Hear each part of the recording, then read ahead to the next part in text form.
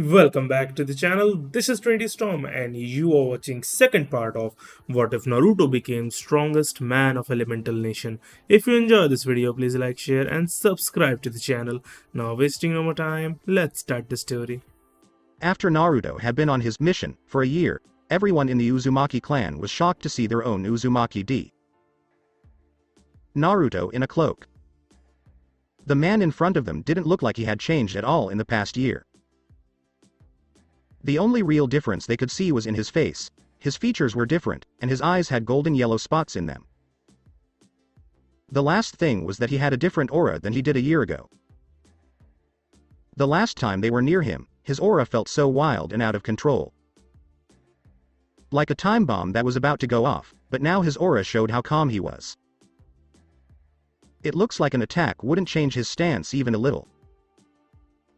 Even though many people recognized him because he was wearing the same cloak as that man. Most of the hidden villages are afraid of this man, but to them, he is a living legend. When people put the two together, many of them went wide-eyed or just fell over. Iroh was in the same situation, and now his adopted nephew had just come back. Only to look exactly like the most wanted shinobi in the elemental nations. Naruto smiled when he saw Kushina's happy face. Then he looked around and saw how shocked his clan was and gave a wave. Yo. With that, a casual wave from a man who was probably the most dangerous in the elemental nations made the whole Uzumaki clan look bad at the same time. Kushina and Naruto both laughed out loud when they saw this. Ha. After 2 hours, Iroh's office. Okay, let me get this straight, you. Iroh said, pointing at Naruto's cloaked form, which was holding his Masumi on his lap and was actually sleeping at the moment. Even though he had only been back for 2 hours, the clan was already very happy to see Naruto again.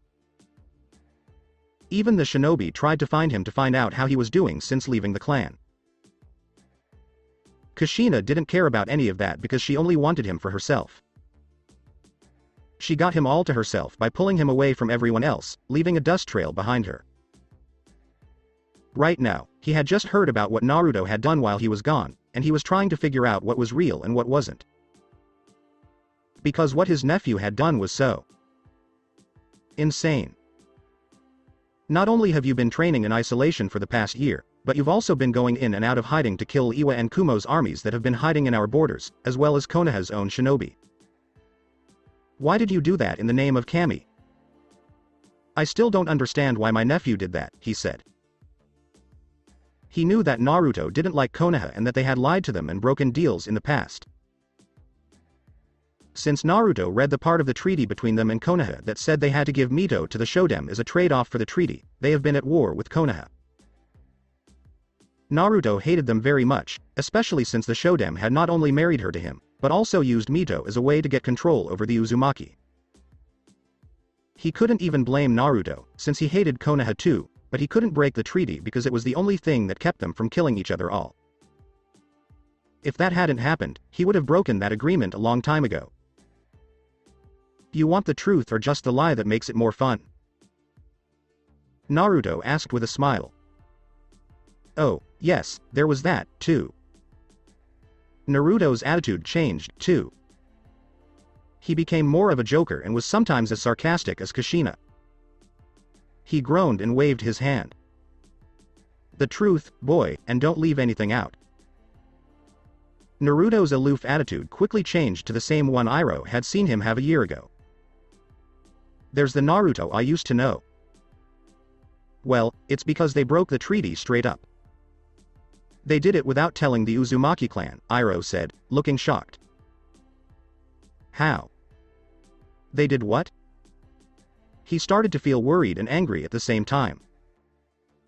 He, too, was getting more and more angry at Konoha as time went on. What's up? As a form of peaceful negotiations, they tried to get him to give them his Masumi, but he knew what they would really do. It would be the same thing the Shoden did to Mito, and he wouldn't let that crap happen again.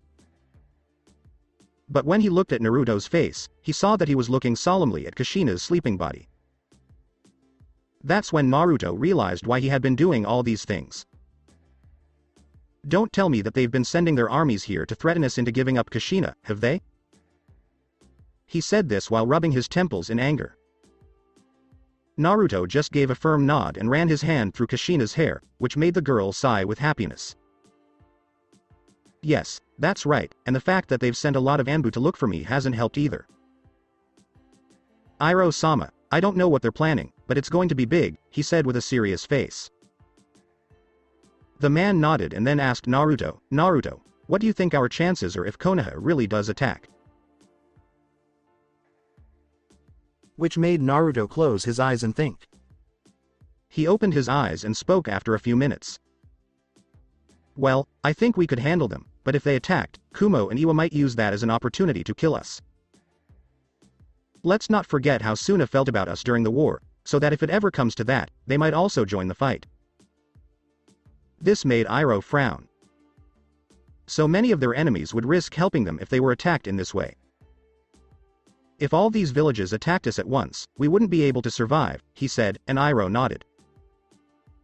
The man then gave Naruto a serious look, which made the 10-year eyes-olds widen. Naruto, I want you to listen to me very carefully. If this happens, I want you to get Kushina and leave this place. I won't risk either of you dying, he said, giving him a look that said he wouldn't take no for an answer. But I can still fight. If I used all of my skills to their fullest, I might be able to win, he said, trying to change Iroh's mind. Iroh shook his head and gave a small, sad smile, only because he was afraid. No, Naruto, you've done so much for this clan that I've almost made you the heir. Naruto gave him a shocked look, but he kept going. But your life and Kushina's life are not only important to me, but to the whole Uzumaki clan. I won't let you two die so young, he said. At that point, Naruto couldn't say anything else, so he just gave in. If you're sure about this, but there's still a chance it won't happen. He said, but Iroh just gave him a look. I'm not stupid, Naruto. Naruto, you know as well as I do that it's going to happen or will happen in the future, but now I'm sure they'll come, especially if they find out you're back. He said, but Naruto hung his head in defeat. Fine, he said as he turned his head to look at Iroh. Iroh smiled when he said, I'll keep my word and do it just in case this happens. Thank you, Naruto, but could you do me a favor and let that henge go as soon as you can? I want to see the real you. This made Naruto blink in surprise and then laugh. It looks like I can't hide anything from you, can I? Iroh blinked in surprise when Iroh said, well, I can't really. What do you mean by can't? Isn't a henge just a circle of stones? I shouldn't worry, right? Naruto said with a suspicious look on his face. At the time, he just laughed. Well, let's just say I'm stuck here. I got here because I made a mistake when I tried to put on my gravity seals a few months ago. From what I could tell, it kept my body from growing anymore, at least until they broke a few days later. He said this in a low voice at the end, but Iroh heard him. Okay, and what will happen when they do break? But all he did was give me a look of doubt. Well, he said, let's just say that when they do, the area around me will turn into a giant crater. Iroh looked at him with interest. And, please tell me, why do you have those gravity seals on? Naruto tried not to look at Iroh, but he couldn't help himself. Well, the last time I checked, it was 100x, he said so quietly that a mouse wouldn't hear him, but the head of the Uzumaki clan did. I might add, loud and clear. 100x? Iroh stuttered, his mouth wide open in shock, and his eyes looked like they might pop out at any second.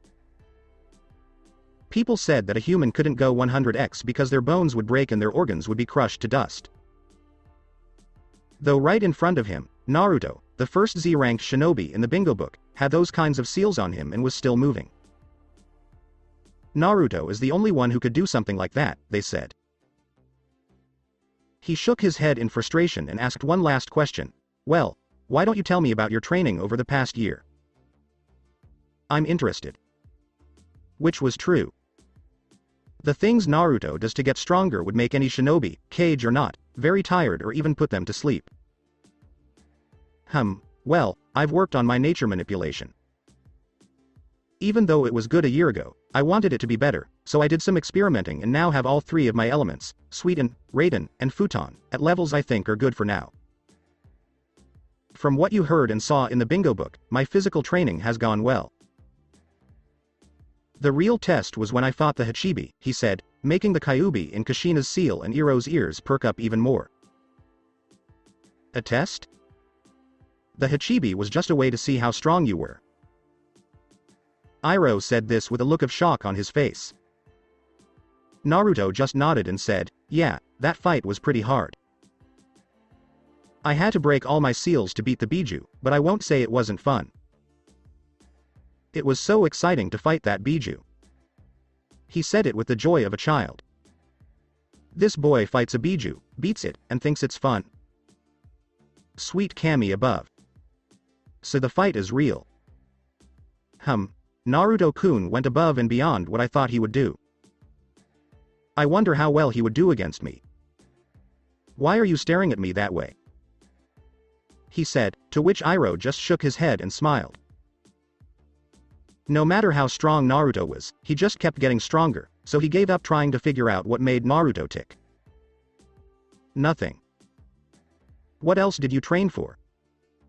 He asked about other parts of Naruto's training because he was interested.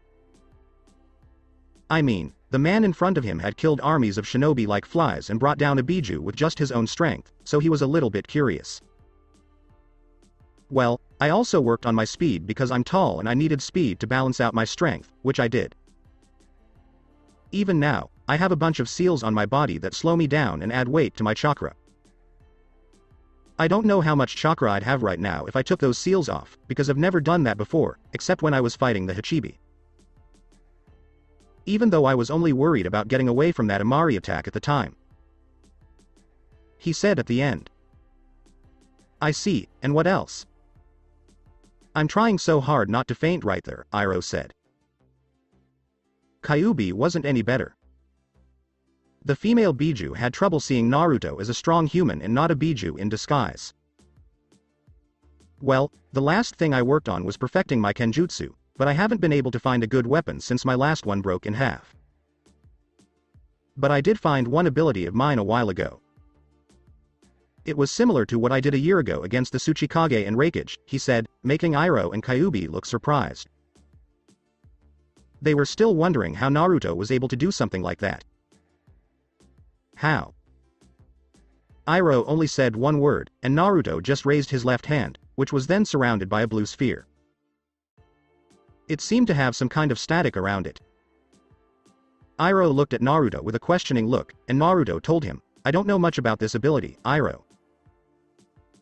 It may have come from my birth parents or maybe a hidden bloodline, but all I know is that this right here is the key to figuring out the rest of what I did that day. With that, the sphere disappeared as if it had never been there.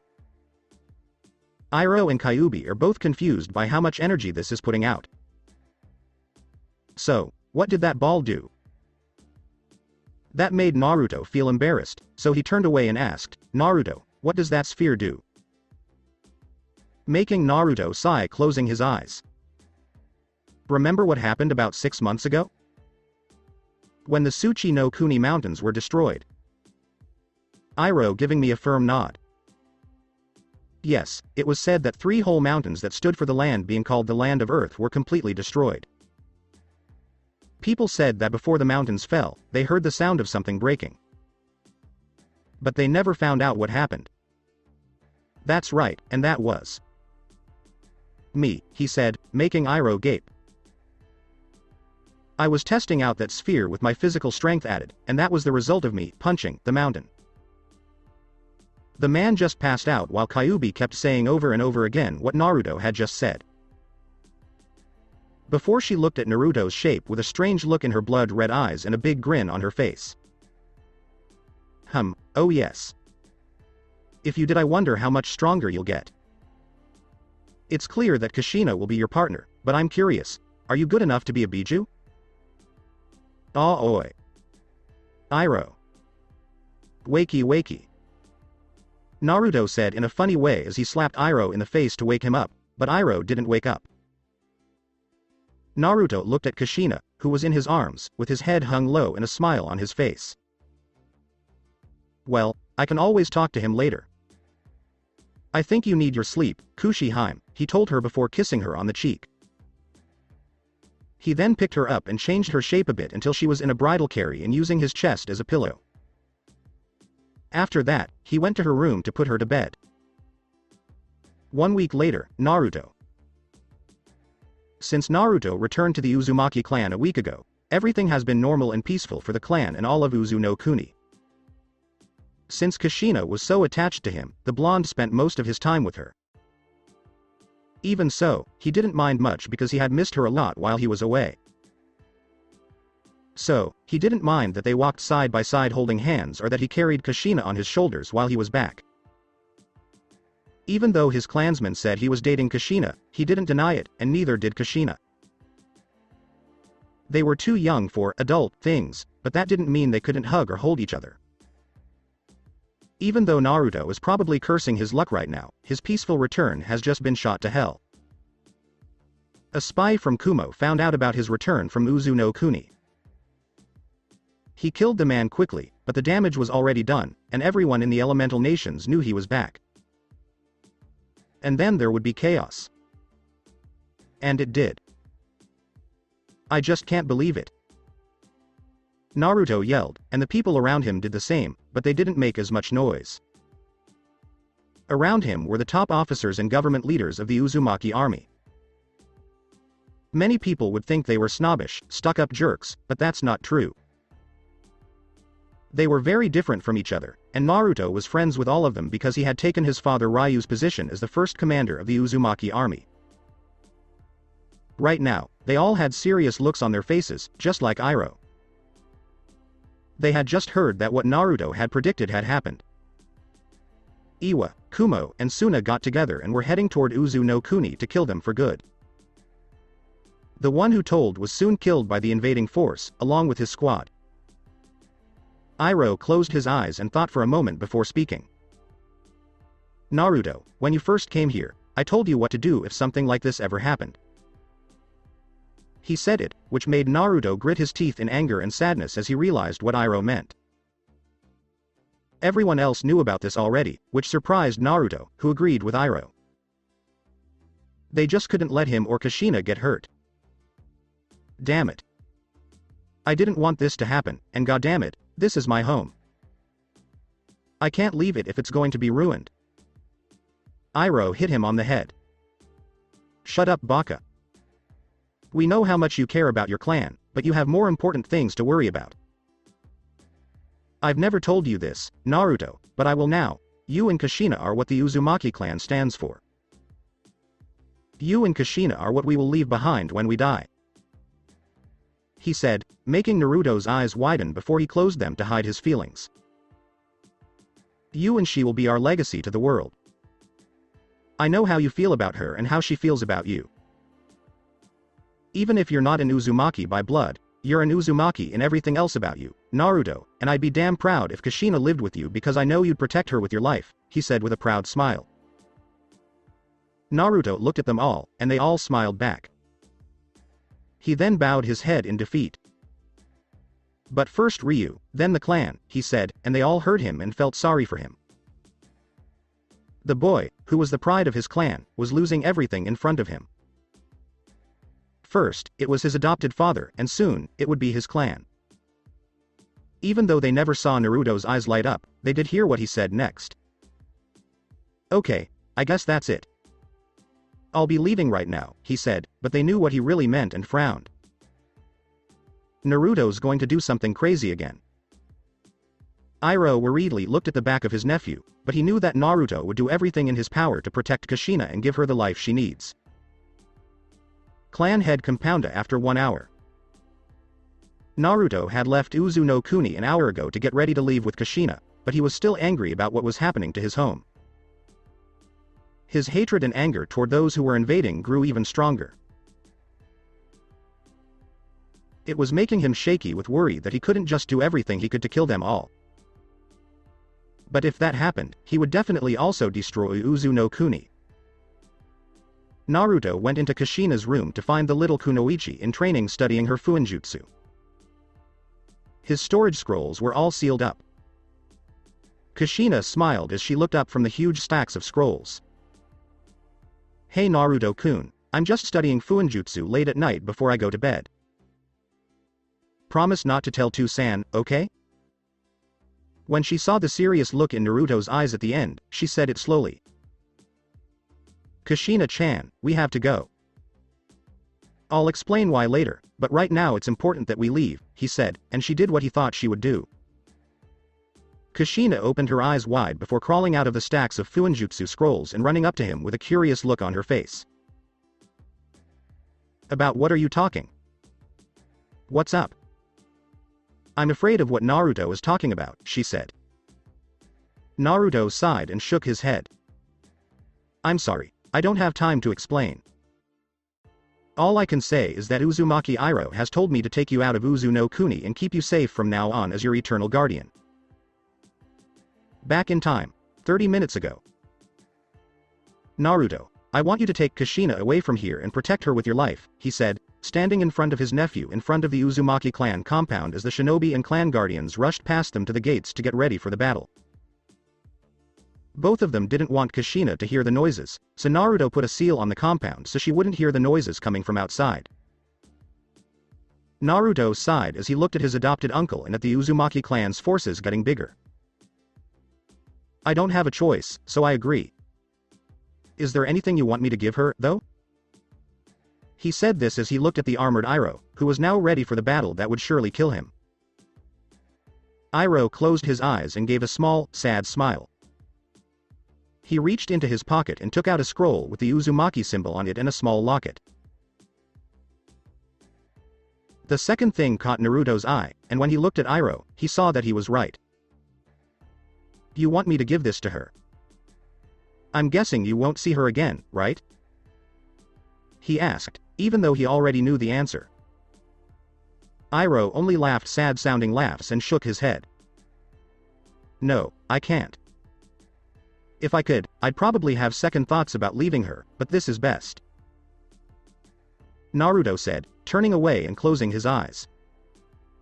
Very well, I'll take her and leave in a few minutes," he said.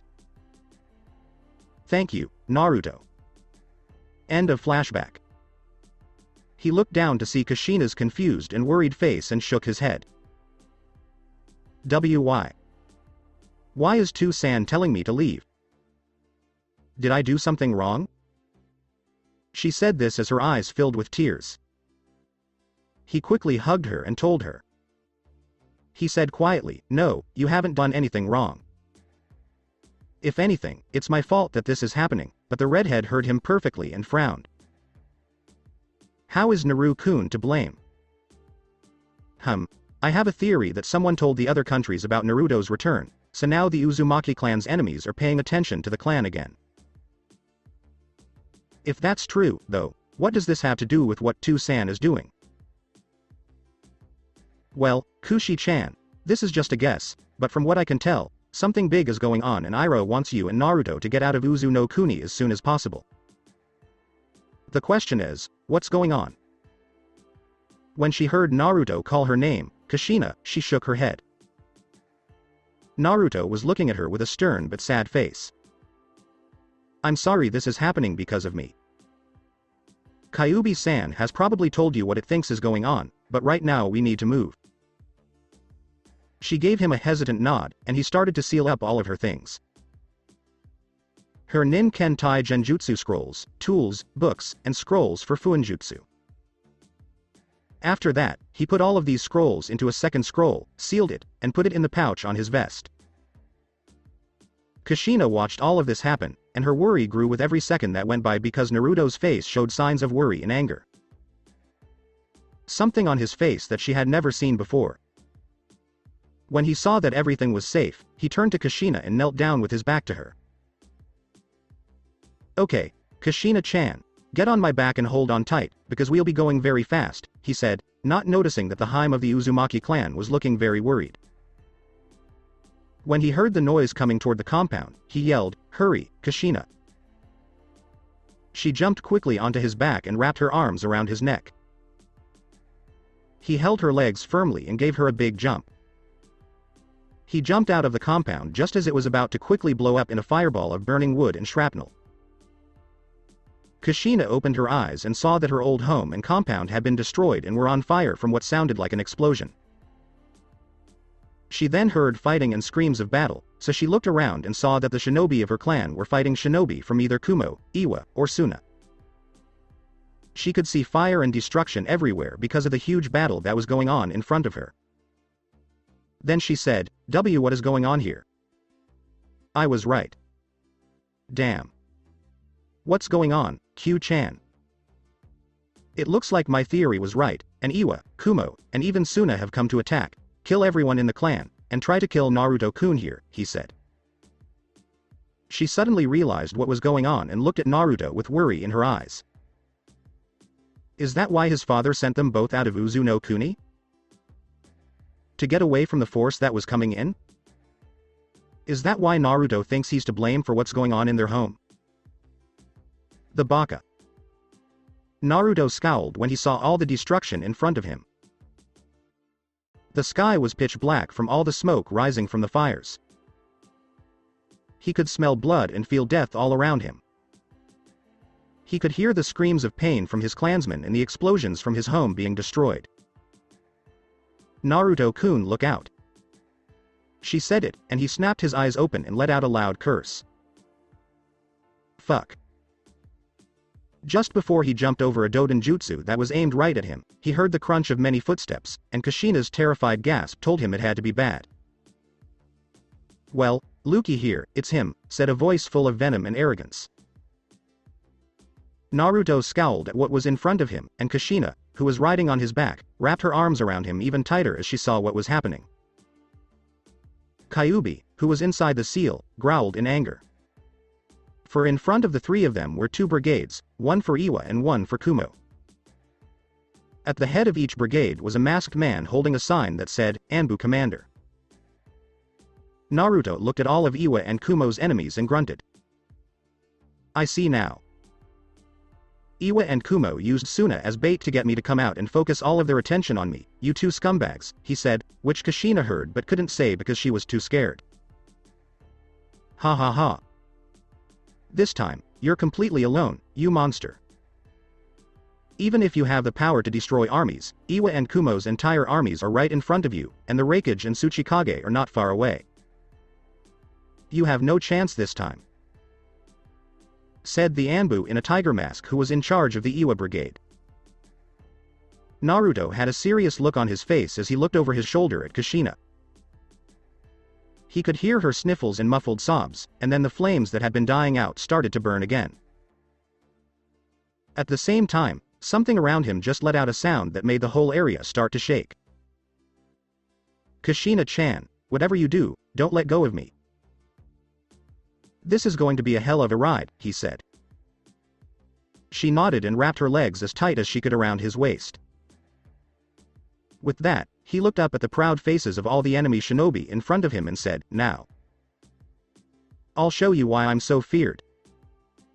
He yelled and raised his right hand, which had some kind of blue sphere around it. Then, with a powerful swing, he punched the air itself, causing it to shake and sending the sound of broken glass all over the area. Then there was a moment of silence. Ha! What the heck was that? He never got to finish before a huge shockwave erupted from where the punch came from. The shockwave crashed into the shinobi forces like a god smiting his prey with a swipe of his hand.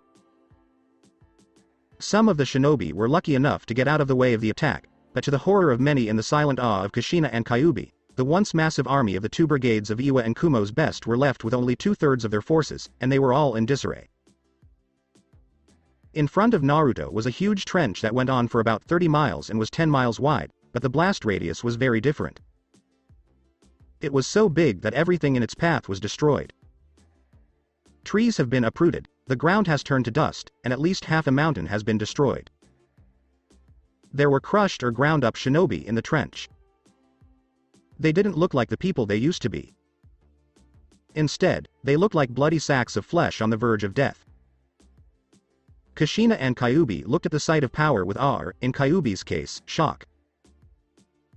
Naruto let out a breath and stared at the last of the forces that had survived his attack. He couldn't do that again or he might sink the whole island. He was having a hard time stopping that attack right now, hell. So, when he looked at the last of the 2 brigades, he counted them and found that they were more than 500. A scared Iwa shinobi whispered, "Monster."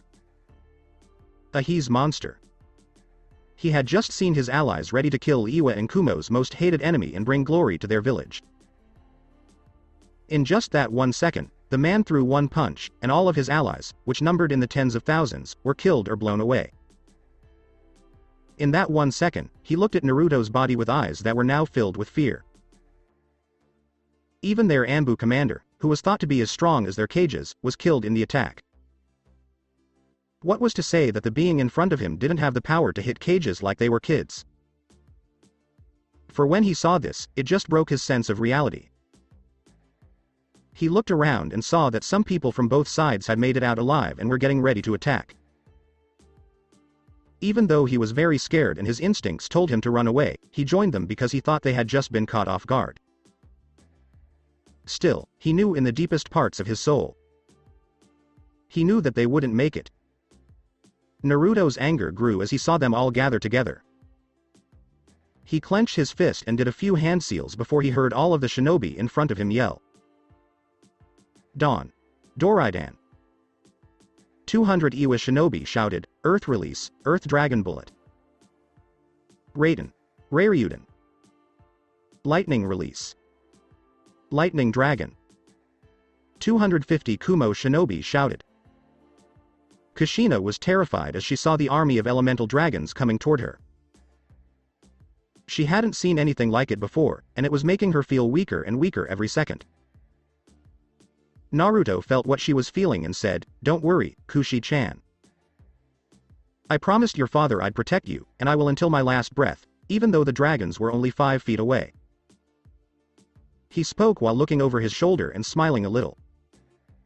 "Besides, I have to look out for my fiancé, don't I?"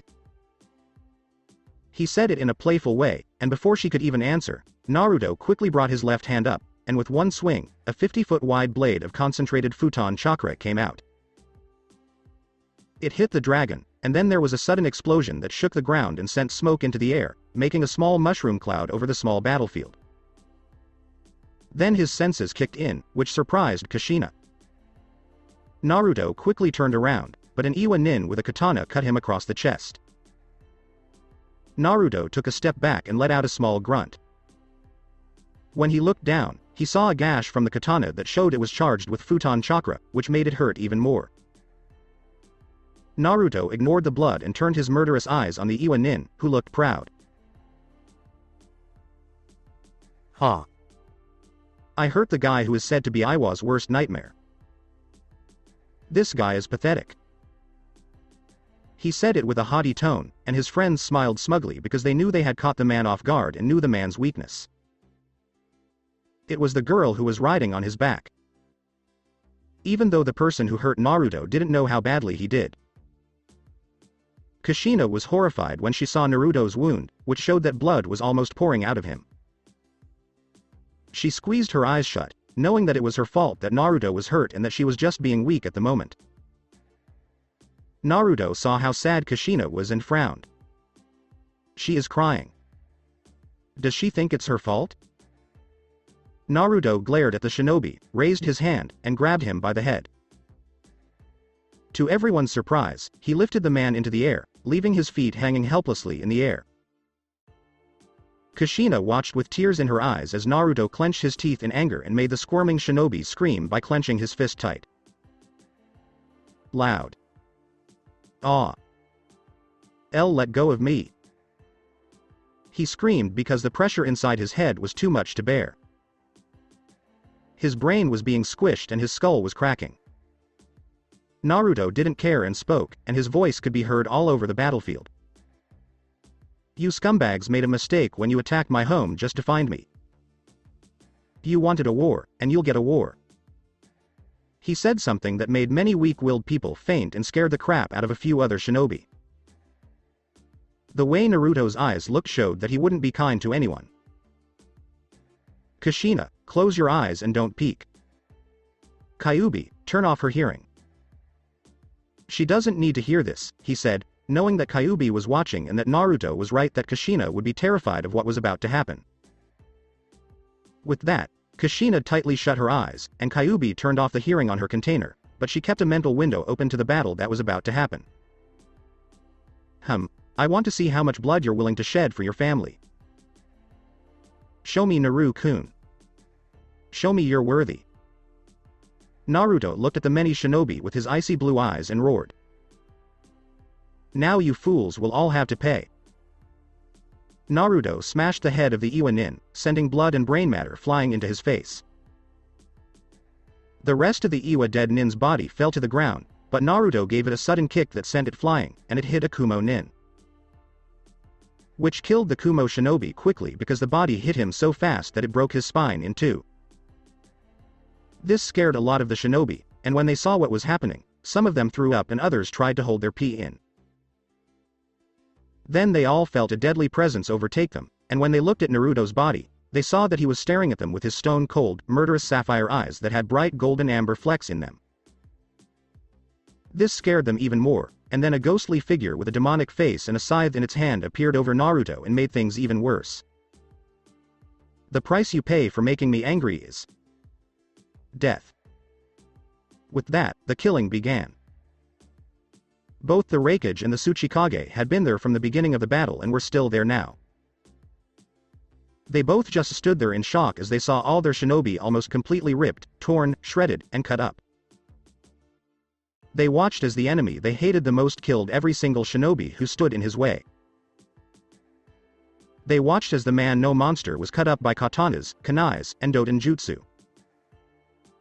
The man just brushed them off, didn't care that he was badly hurt, and kept killing people as their blood fell on him in the ground. The Raikage said, I think I just pissed myself, which was true because there was a brown stain on his pants and he smelled bad. Onoki felt the same way since the man was on the ground backing away from what he was seeing. In just 1 year, that monster got strong enough to kill his best shinobi like they were children. At that moment, Onoki really knew what it meant to be afraid. I think it's best that we retreat. And go back to keep attacking Uzu no Kuni. We might not be able to kill him, but at least we can kill and destroy his clan, Onoki said, determined to hurt his most hated enemy by destroying his home. After that, the two cages went away, their pride broken and their fear of the man growing. Kyuubi is having a hard time not letting out a happy sigh right now. She just saw her container mate kill all the shinobi in front of him like pigs. Blood and gore covered him like a blanket. It soaked him, but she thought it looked good on him. She couldn't believe how he tore some of them apart. The way he killed them, like how he didn't care when he crushed a shinobi's head with his boot or put his whole fist through the head of one man. It was wonderful. She knew without a doubt that Naruto was worth it. In fact, if he went berserk again, he was probably the only person alive who could beat her. But when he looked at her container, her eyes softened. The little girl was shaking like a leaf because Naruto was moving so quickly. If she hadn't covered Kushina with her chakra cloak, she would have been covered in blood, too. That would have left the little girl with lifelong nightmares. When she looked at Naruto's bloody body, though, his wounds only made him want her more. She felt a thrill go down her spine, and she wondered idly if Naruto was part of a demon, since he was fighting like that. Naru-kun. I can't wait for our next meeting, which is sure to be fun. On the outside, Naruto let out a breath as the look of bloodlust left his eyes. When he looked around, he saw that the bodies of his enemies were all over the place. Some of them had died in the most painful ways possible, while others were close to dying and were just slowly bleeding to death. He looked at himself and grimaced. Kushina would have a fit if she saw him like this, and his opponent's injuries wouldn't help. So, Naruto jumped quickly into the air and into the forest, using a small sweetened jutsu to hide the blood and gore on his body. After a quick cleanup, he made sure he and his things didn't smell like blood. He then looked over his shoulder and saw Kushina's chakra-cloaked form, with her eyes still closed and her ears quiet. But he grimaced before he spoke when he saw her shaking like a leaf. Okay, Kyuubi, put her hearing back into her ears. For now, we're safe. Kyuubi did what he was told, and Kushina heard about it. So, when she stopped hearing fighting and only heard crickets and water, she quickly opened her eyes and saw that she was in a forest. When she looked around, she saw that she was still holding Naruto and that he was staring at her with worried blue eyes. Are you okay, Kushi-chan? He asked, and she replied right away. Naruto-kun, are you okay? She asked. She couldn't see his wounds even now because Naruto had covered them up a bit so she wouldn't worry. The redhead hugged him as best she could, even though her arms were tiny compared to Naruto's. He could tell, so he let her hug him tight and rub her cheek against his. As much as I love it when you hug me like this, Kushi-chan, we have to go, unless you want to stay like this, he teased, making the redhead blush. Sorry, but let's go. She called out. Chuckling, Naruto nodded and said, all right, then. Just hold on tight. In her eagerness, she did as he said and tightened her grip on his head. Naruto put chakra into his legs and, combining that with his own strength, he jumped. Even over the sea. Naruto was going so fast across the sea that he could see the land coming up ahead. He got ready to land. As the landing quickly came into view, he held Kushina tight as she laughed. Boom. Naruto landed in the middle of another forest after a small explosion, but he knew that these were the forests of Nami no Kuni. He looked over and saw that Kushina was grinning big, and her big violet eyes were sparkling with happiness. WOWE. That was fun, let's do it again, Date Bane. She shouted, pumping her fist in the air. Naruto just laughed at how excited she was about what he had just done. Only she would want to do something similar again or find it fun.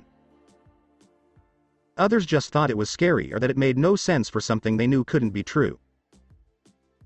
Then he remembered his mission, and Naruto had a cold, hard realization. Naruto turned his head a little bit and saw the smoking form of Uzu no Kuni. He shed a small tear. I'll protect her forever, Iro-sama, and not just because you told me to. Kushina is the most important person in my life. He thought this as he looked at his best friend, girlfriend, who was excited and talking a lot. He gently patted her on the head and gave her a small kiss on the cheek. This made her blush, and he said, let's go, Kushi-chan. It's getting dark, and I promise to get you out of these borders soon. The girl nodded slowly, and Naruto ran at speeds most people couldn't catch, past the forests and deeper into the territory of other countries. One day later, Hai no Kuni borders. The two have been traveling for a day. When they first left Uzu no Kuni, they went past Nami no Kuni and crossed into Kaminari no Kuni. Now, they were passing through the borders of Hai no Kuni, a country that both he and Kushina hated very much. It wasn't the country itself that they hated, though. It was Konoha, which lived there. Early on in her training to become a shinobi, she also began to dislike them. As the day of traveling went on, it became night, and Kushina could see that Naruto was getting tired. He was sweating a lot, and his clothes were getting wetter. From what she didn't know, which made her worry. Naruto was trying to block out the pain of his wounds, which hadn't had time to heal yet, by lying down in his futon. He had set up a small tent. Then he heard the flap of his tent open a little, and when he looked up a little, he saw Kushina's worried face. Naruto-kun, may I sleep with you? I'm scared, she said, not realizing how weak he was. When Naruto saw how bad she was, he gave up and let her in. She went in after him and cuddled up to him as he wrapped a blanket around them both. He felt her move closer to his chest. Her long, dark hair covered her small body, which was much smaller than his. He gave her a shaky hug, which she quickly accepted while heaving a sigh of disgust. Now, even though he was hurt in many ways, he gave a small smile, kissed Kushina on the forehead, and pulled her closer to him. "I'll always love you, Kushi-hime, even after I die," he said. But what he didn't see was Kushina's small, happy smile slowly spreading across her face before she buried her face in his chest and cried happy tears. She kept saying, "He loves me, he loves me, he loves me," over and over in her head, making sure that those words and their embrace would be with her for the rest of her life. When Naruto's senses went crazy, he bit down on the pain, grabbed Kushina, and jumped out of the tent just as a hail of kunai stabbed through the tent and into the pillow where Naruto's head used to be. Naruto's sense of danger was getting out of hand, but as he hid Kushina behind him, he looked around and saw the moving shadows of what he already knew were shinobi. He didn't know who they were, though. But then he heard a voice. A voice he was all too familiar with. "Kukuku, it looks like we'll see you again, Naruto," said a voice that sounded like a snake.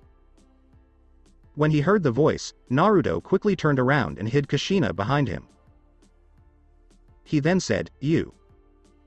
If you're here, then that means." "That's right, Gaki," said a voice that sounded like a man's but also like a lecher's. "It's been a long time since we've seen each other, brat," said a woman in a tone that was a little bit bitter. "I see, so he sent you three after me." "The old buzzard probably knew about the attack and saw that as a chance to kill me," he said, gritting his teeth in anger. Naruto said something that confused Kushina as some shadows in the forest grew closer together. "Don't you dare insult Sensei," yelled a voice that sounded like a lecher, making Naruto smile. "Why don't you just come out already? Are you and your little friends too afraid? Is that Jiraiya, Tsunade, and Orochimaru?" he asked, saying their names out loud. Kushina's eyes got big when he heard the names. "Hey, Naruto, it looks like you haven't lost touch with your senses," Orochimaru said as he stepped out of the shadows with a smile that looked like a snake ready to strike. Orochimaru was as pale as death and had yellow eyes that were slit like a snake's. His long black hair went past his shoulder blades, and he wore a black long-sleeved shirt with a green Junin vest to show that he was from Konoha. A Konoha headband was wrapped around his left bicep, and his black shinobi pants ended at his calf. His calves were wrapped in medical tape, and his right leg had a pouch and black shinobi sandals. "I agree, but this Gaki isn't normal," he said. Jiraiya said with a firm look in his eyes as they looked at the one person Konoha hated more than Iwa and Kumo put together. The man had long, white, spiky hair, and his face was marked with 2 red lines. He had black eyes and tan skin. He wore the same clothes as Orochimaru, except that his long-sleeved shirt and pants were blue.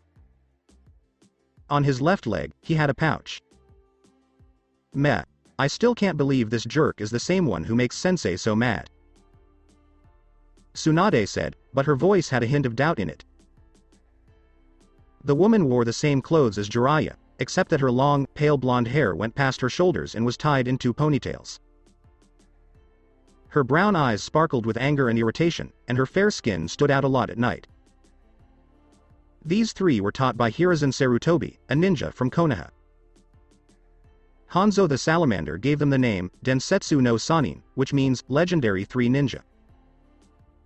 They were all different in many ways, but they all had one thing in common. And that was their rivalry with Naruto himself.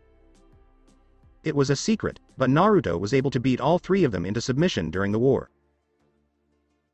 Since then, they have been training hard to get rid of Naruto before word got out that they were all killed. By no less than a child. "Bring out your little friends, you 3, because I don't feel like playing," Naruto said it with a look in his eyes that could make a whole army of cages run away in fear. Jiraiya and Tsunade both flinched a little when they saw the look in Naruto's eyes. Orochimaru hid it well, but he was also a little scared by those eyes. Very well, Gaki, your funeral is tomorrow. Jiraiya said, shinobi are everywhere. And he snapped his fingers. Naruto looked around and saw that all the shinobi he saw were from Konoha, and some of them were their Anbu. He looked down at Kushina for a moment to see that she was shaking and said, "What do you want with me?" He asked in a voice so quiet that even people with trained ears would have to strain hard to hear him. But they did, and Orochimaru just smiled in a sinister way. The pale man spoke for his teammates and pointed at Kushina's shaking body as he raised his finger. "We're here for her, Naruto-kun," he said, making Naruto's eyes widen. Kushina, who had just heard what he said, looked horrified. Naruto spoke seriously, clenching his fist. "And what do you want with her?" he asked, gritting his teeth and letting out a random burst of killer intent that made a few shinobi nervous. Orochimaru just grinned and said, "Well, for one thing, she's the last of her clan in the Jinchuriki of the Kyuubi no Kitsune. So Sensei took this as his chance to get her because it was such a good time, but we didn't plan for you to be with her," he said sarcastically at the end. Naruto's eyes got a scary, dangerous look, and he clenched his fist so hard that he cut himself and his knuckles popped. When he looked down at Kushina, he saw her scared violet eyes, and he jerked when his wounds hurt. He also felt the change in his chakra at that time. When he felt the gravity seals start to work, his mind went wide. "Not now, damn it." Naruto got down on his knees and said, "Kushi-hime, get on my back, and no matter what you do, don't let go." She just nodded, afraid of what was to come. Naruto got back on his back and slowly let go of the rest of his chakra. He spoke in a voice that made many people lose control of their bladders or, in the case of the Sannin, take a few steps back. "Do you want her? You'll have to go through me," he said, and Naruto charged at the Sannin, the shinobi of Konoha falling behind him and charging at his back. The Sannin got ready as Naruto's form, a fast-moving rocket, came at them with murder in his eyes. With that, Naruto had to fight not only to stay alive, but also to protect what was important to him. After 1 hour, the Great Ravine. The tall trees that used to live in the forests of Hai no Kuni have been cut down or destroyed. It had only been an hour since Naruto fought Jiraiya, Tsunade, Orochimaru, and the other shinobi from Konoha. And things were going pretty well for him. That is, until he actually saw the many numbers Sarutobi sent after him. It was much bigger than both Iwa's and Kumo's forces, which he fought early, put together. Even though he was already weak, it didn't help much that he was also fighting the Sannin. In fact, it made things even worse. At the Great Ravine, a place with a long history, the Shodem fought one of the Biju in the early days. Was the way the 3 Sannin looked when they were hurt and bleeding. All 3 of them were badly hurt after their fight with Naruto, who was also hurt but still a powerful warrior. Their forces were still there, but Naruto's attacks destroyed them or put them out of action. They only had a few shinobi left, which was not many compared to how many Naruto had already killed. Even the Z-ranked shinobi didn't look good. His wounds from fighting Iwa and Kumo had opened up again, and the ones he got from fighting Konoha's forces were brand new. His body was full of burns, cuts, gashes, and other kinds of wounds.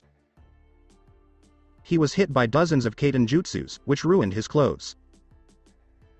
His back was full of senbon, kunai, and shuriken, and every now and then there was a katana or two.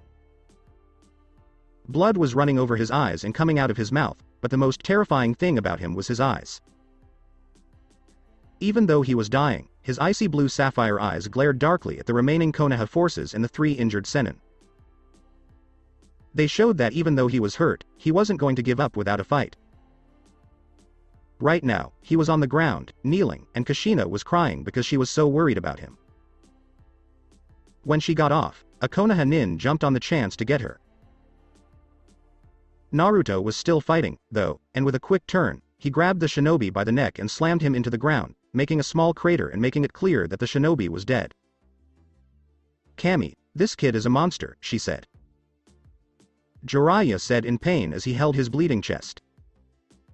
Even though the kid was hurt, both of his teammates said that he was still a fighting god and that his will to live was, to say the least, amazing. "I agree, but even he has reached his limit," she said. Blood was coming out of Orochimaru's mouth as he spoke. Tsunade only nodded because she was too tired to speak and was focusing on healing her wounds and raising her chakra level. "Give me one more hit, then take the little girl and push him off the cliff. That should end this." His teammates agreed with everything Orochimaru said. Naruto was at the edge of the ravine, and Kushina was standing in front of him, doing everything she could to help him get better. Only to fail because his bleeding covered up what little she knew about healing. Kushina looked up with tears in her eyes to see her best friend coughing up blood, but he was just smiling at her now. Even though she wasn't able to heal him, he was glad she tried. "Kushi-chan, come here," he said, and she slowly walked into his arms where he was waiting. She hugged his bleeding body as tears ran freely down her face. Even though the light in his eyes was going out, Naruto put his right arm around her small body and spoke. Even though he tried to deny it, he could feel his life fading away. He was going to die here, and losing Kushina to Konoha broke him apart. But damn it, he would keep fighting, he would fight for a miracle to happen. To help Kushina, he. "Kushi-chan, look at me," he said, and she did so very slowly, even though 3 Sannin and the rest of Konoha's forces were coming toward Naruto's body. When Naruto looked down, he saw her violet-red, puffy eyes looking at him with worry, which warmed his heart. He looked her in the eyes, put a shaking hand on her cheek, and said, "Kushi-chan, never forget that I love you with all my heart, soul, and being. Even if we are apart, I'll come for you. Just remember. And never forget. I love you, Uzumaki Kushina." With that, Naruto gave Kushina one more kiss on the lips, which shocked her a lot because it wasn't an accident and he did it on purpose. She could feel all the love and passion he had for her, which has been with him for years since they met. It made her cry, and then she leaned in to kiss him, enjoying his lips on hers. Naruto opened his eyes a little and let a small tear fall as he saw the charging forces of Konoha. He could already feel his gravity seals acting strangely, telling him they were about to explode, and he didn't know what would happen. And he would rather die than let the seals on his body kill Kushina with his own hands. When he saw the shinobi coming, he pulled away from Kushina just enough to break the kiss, closed his eyes, and said his last few words. "I'll see you again. Kushina-chan, all I ask is that you don't forget me." And with that, Naruto closed his eyes and leaned his forehead against Kushina's, sealing his words with a soft kiss on her lips. Naruto and Kushina were separated when Tsunade grabbed Kushina and knocked her out when she tried to get away. While her other 2 teammates and the rest of Konoha's shinobi all attacked at the same time where Naruto's body was bleeding. But the last few words he said before the explosion scared them all so much that their souls shook with fear, as Naruto's face just showed them. They just royally messed things up. "You Konoha jerks might have won today, but you can be sure I'll be back. And next time," he said as the ninjutsu and explosive note kunai all hit where he was. He yelled, "I'll kill you all." As all the attacks hit each other. Boom. The end of the cliff exploded in a huge red fireball made of Kaiten Jutsu and explosive kunai, causing a lot of damage. The cliff completely destroyed the Konoha Nin, and they all looked to see the enemy of Iwa, Kumo, and Konoha who they hated the most dead. Such a combined attack must have vaporized his body, she said. As Jiraiya walked over to Tsunade with Kushina's unconscious body on the ground and a grim look on his face, Orochimaru made a guess. To think. Even when he was weak, that guy did all that damage to us to protect this girl, he said, curious about Kushina's shape. I know, he fought like he was possessed. It was pretty scary to think about what would have happened if he had gotten stronger. Tsunade said this with a grim look in her eyes. Jiraiya said, "Yes, that's right." Naruto was still hurt from fighting Iwa and Kumo, and taking the hits meant for Kushina made him even weaker. It was good that they caught him at his weakest point. He did admit, though, that he was sure they would have all died if they hadn't used those kinds of tricks. Still, when he saw Naruto's last look and heard his last words before the explosion, it sent a chill up his spine. He narrowed his eyes at Kushina and pulled out a bottle of ink and a brush. Tsunade knew right away what he was going to do when he saw this. It's time to finish the last part of the mission. Tsunade, put her on her stomach. Jiraiya did a few quick strokes on the girl's neck to make a strange mark. Then he made some hand seals and said. When he said, Fuinjutsu, Memoriraku, Fuin. Fuinjutsu. Memory lock. Seal, the seal lit up in a bright blue light and then went away. Jiraiya picked up Kushina's body and started walking back to Konoha with his teammates and their forces. He gave the seal a nod when he saw that it was not visible. Jiraiya didn't know that the seal he put on Kushina was wrong, which will cost him a lot of money in the future. Kyuubi screamed in anger as the seal on her container did its job and locked up her memories of Naruto and her family. It was also getting closer to her, and she couldn't do much to stop it because her power was also locked away. I swear to Kami, Kushi-chan. Naru-kun is going to come back and save us. I just hope it happens soon. With Kyuubi's memory of Naruto gone for good, and Kushina's locked away by the seal Jiraiya put on her, there was no way for either of them to remember Naruto. On that day, though, Konoha made a mistake. By taking away the person Naruto loved the most, they set off a chain of events that would change the world forever. In the ravine ground. On the ground of Hai no Kuni's deep gorge was a large crater surrounded by broken rocks. But Naruto's bloody body was inside the crater. Only this time, he was covered in glowing seals from head to toe. His blonde hair was matted with blood, and his face was pale. His body started to glow quickly, and the seals on it were a deep yellow with a touch of black. As soon as the first seal cracked, the others did the same, and with one last pulse of chakra. Boom. Chakra and yellowish-black energy erupted in the ravine at the same time, just as the energy of the release was about to reach beyond the ravine and warn many people. It stopped suddenly and went back quickly, right into Naruto's body, which was glowing yellow. His whole body could be seen, but no one could see what he looked like. Even though that was true at first, it quickly changed when the yellow energy slowly began to merge with his body. As it did so, a different Naruto was shown. He used to have a tan, but now his skin was white and shone brightly in the dark ravine. His body was twice as big as it was before, and his muscles were 3 times as big as they were before. This made him grow from 5 feet 5 to 6 feet 4. People might have thought he was in his early 20s because of how angular and manly his face had become. His hair was still golden blonde with a few black highlights. It was longer and much more tamed than it used to be, but spikes still stuck out. When his hand moved just a little, it showed that Naruto was still alive. When he opened his eyes a little, they were the color of something that would make most people afraid. His eyes were a golden amber color with a stronger gold tint, and his pupils were slit like a predator's. The teen, who had grown into a giant, stood still and looked over his body. Now. This isn't what I expected, he said as he balled up his fist and slammed it against the wall of the ravine. Surprisingly, some kind of energy flowed through his attack and broke the wall into pieces. So, the fact that Naruto had changed made him blink in surprise before he smiled. Don't worry, Kushi-chan. Soon, I'll come back for you, and this time, we'll be together, and nothing will ever separate us again. He yelled as an unnatural wind blew from him, shattering the spiked and jagged walls of the great ravine. The ground shook under his feet, and the animals in the forest near the ravine all ran away from the terrifying power coming from the ravine. "Beware, Konoha, your time is coming," Naruto said as yellow-black flames shot out of him.